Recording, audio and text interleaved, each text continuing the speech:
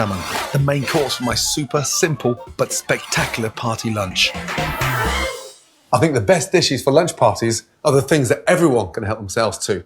I also prefer dishes that pack a really big flavour punch and look impressive. Party food shouldn't be subtle. Here are a couple of dishes for my ultimate lunch party. The secret behind curing salmon is in the flavouring you're curing it with. For a hint of the exotic and aromatic, my favourite starting point is to grind coriander seeds. Coriander seeds are citrusy. It's got that nice orangey flavour, and it goes brilliantly well with salmon.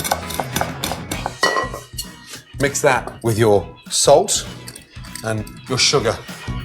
It may look like a lot of salt and sugar, but once they've done their job of cold cooking or curing the salmon, most of it will be washed away. Next, the grated zest of 2 oranges. Some fresh pepper. And then mix in one of my favourite ingredients, grated beetroot. Beetroot gives us a really nice sort of rooty, earthy flavour. Great for curing. It stains the salmon as well, and it just elevates it. Now, you'll see what's happening now with the beetroot.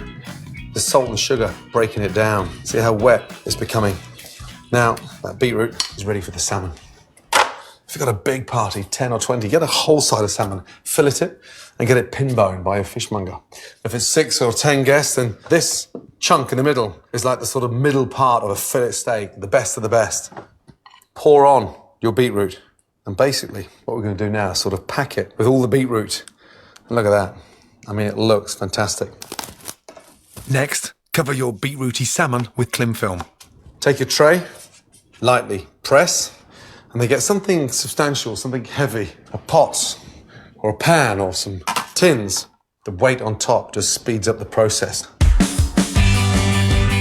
Place your salmon in the fridge to cure for at least 8 hours, or even better, overnight. To follow my deliciously light and simple salmon, a devilishly indulgent dessert. Nothing beats a great cake, a sort of a show-off trophy for party food. So I'm going to make the most amazing flourless chocolate cake, but with a twist.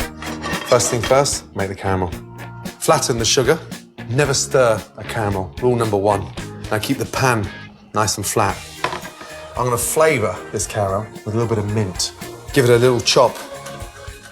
Sprinkle that into the caramel. Don't get the caramel too dark, just nice and light.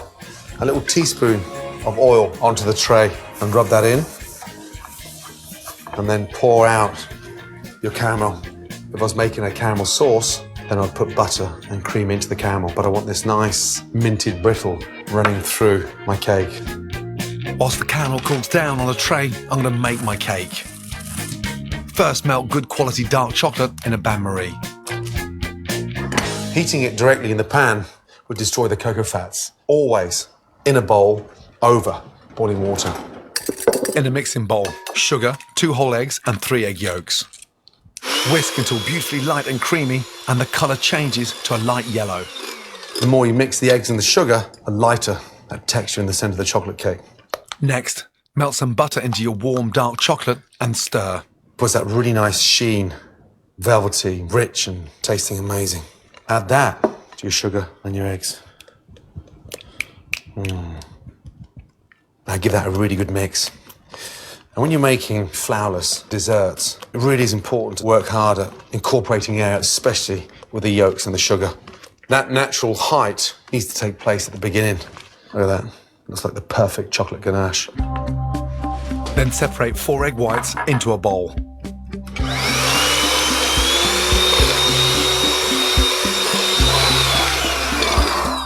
Now, make sure you've got 2/3 of the way there with your whites, and then just sprinkle in your sugar. It's almost like a meringue. And the firmer you make these now, the more it will elevate your cake in the oven.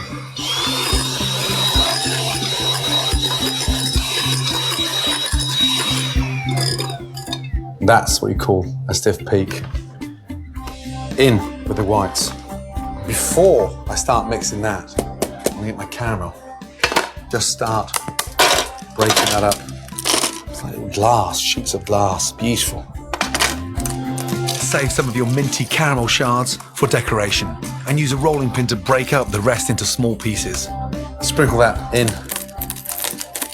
So as we start to slice that chocolate cake, you'll come across that nice crunch. Take your cake tin. Make sure it's lined with the greaseproof paper on the bottom, nicely greased. Pour this in. A few sharp taps on a hard surface will rid your cake mixture of any air pockets that could create holes in your cake. Sit that in the oven, 180.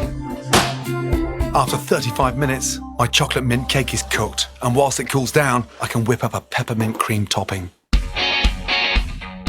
Add sifted icing sugar and a few drops of peppermint extract to double cream, and whisk until it's just holding its shape. Spoon your minty cream on top of the cake, leaving a small border free to make it easier to cut. For a cake that can't fail to attract attention at your party, scatter over the remaining caramel mint shards. Now, to unveil my incredible beetroot cured salmon. Off with the weight, a tray, and look what's happened to the salmon. Absolutely beautiful. You can just tell how delicious that's going to be with this sort of sheen. Give that a little rinse in cold water. With your kitchen roll, pat it nice and dry. Beautiful. Traditionally, cured salmon would be sliced into large, thin pieces like smoked salmon, but I like to cut mine into thin strips. It's easier and it will show off its beauty. Slice down, get to the skin, and then flick your knife out. That for me is a much better way of eating cured salmon. Look at the difference in the colours. That nice dark, rich, ruby red. Now when you've got cured salmon this good, trust me, you just need a salad, Melba toast, or some stunning bread. Look how many slices of salmon we've got. And that's the secret for me to any good party. A couple of masterpieces. Simple, straightforward ingredients, but done properly. Nice. My sumptuous beetroot cured salmon. And for dessert, a divine chocolate mint cake, party food with the wow factor.